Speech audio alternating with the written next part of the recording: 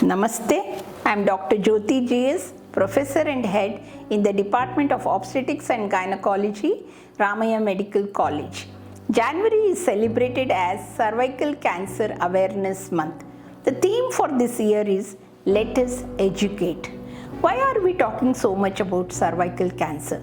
Cervical cancer has a huge disease burden in our country. Every 7 to 8 minutes, one woman is dying of cervical cancer. Cervical cancer constitutes 20% of the global incidence and 20% of the global mortality in our country.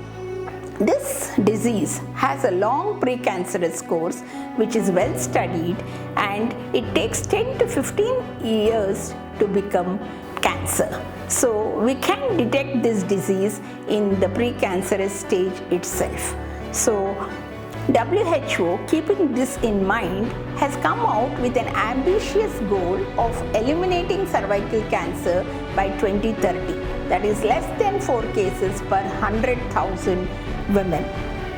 90% of the women, girls less than 15 years should be vaccinated by 2 doses of HPV vaccination.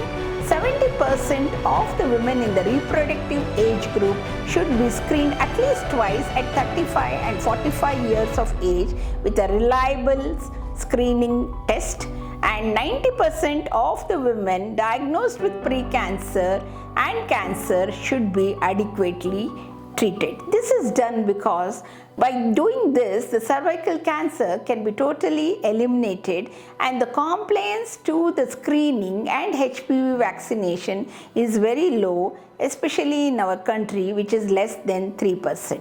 So when women who are not willing to come to the hospital for screening, they can get the self-testing done at home, either for pap smear or for HPV detection, and can be processed in the laboratory. And this HPV vaccination is also given for boys.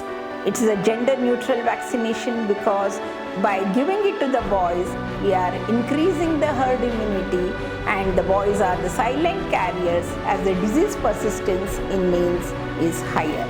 So keeping all this in mind, it is important for us to eliminate cervical cancer and work towards the goal of WHO.